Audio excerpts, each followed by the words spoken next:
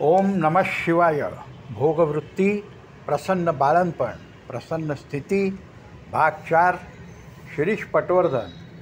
सविनय सादर 9 जुलै 2024. प्रसन्न स्थिती सर्वांसाठी लागू आहे हे आपण पूर्वी बघितलंच आहे. या भागामध्ये 50% कमी खा, 50% कमी बोला, उदरश्वास या 3 सूत्रांनंतर चौथं सूत्र आपण बघत आहोत. ते म्हणजे भोग वृत्ती. ईशावास्य वृत्ती ही परमपूज्य स्वर्गीय विनोबा भावे लिखित पुस्तिका आहे. याचा उपयोग अध्यात्म समजावून घेण्यास आणि त्याहीपेक्षा आचरणात आणण्यास खूप उपयोग झाला. त्यातीलच हे महत्त्वाचे सूत्र आहे. इतरांच्या भोगवृत्तीचा हेवा न करणे. स्वतः त्यागवृत्तीने जगल्यावरच हे शक्य आहे. इतरांच्या भोगवृत्तीचा हेवा न करणे प्रसन्न अवस्थेसाठी अत्यंत गरजेचे आहे. पूर्णविराम. बहुतांश वेळा आपण इतरांच्या आपल्या दृष्टीने वेड्यावाकड्या वागण्याने त्रासतो, दुःखी होतो, त्रागा करतो.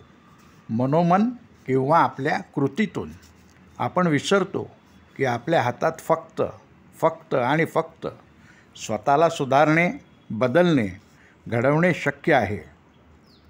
आपल्या कृतीतून, कर्मातून, आचरणातून इतरांमध्ये बदल झाला तर ती पांडुरंग माऊली समर्थ कृपा होय. हाच इतरांच्या भोगवृत्तीचा हेवा, आकस, द्वेष, राग करू नका याचा सूक्ष्म अर्थ, मतितार्थ होय. एकदा हे सूत्र समजले, उमगले, कृतीत आचरणात आले की मग अमका तमका असे का करतो हा प्रश्न जाऊन त्याची जागा प्रसन्नावस्था घेईल. अशी प्रसन्नावस्था गर्भधारणेबरोबर इतर वेळीसुद्धा असावी हे सांगणे न लगे.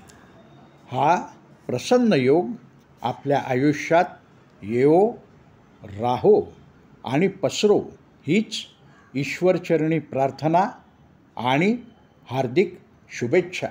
श्रीराम. याबाबतच्या निःशुल्क, विनामूल्य, मोफत मार्गदर्शनाचा लाभ दर गुरुवारी पुणे येथे पूर्वनियोजित वेळेनुसार जरूर घ्या. पूर्णविराम. श्रीराम. ओम नमः शिवाय. जय जय रघुवीर समर्थ.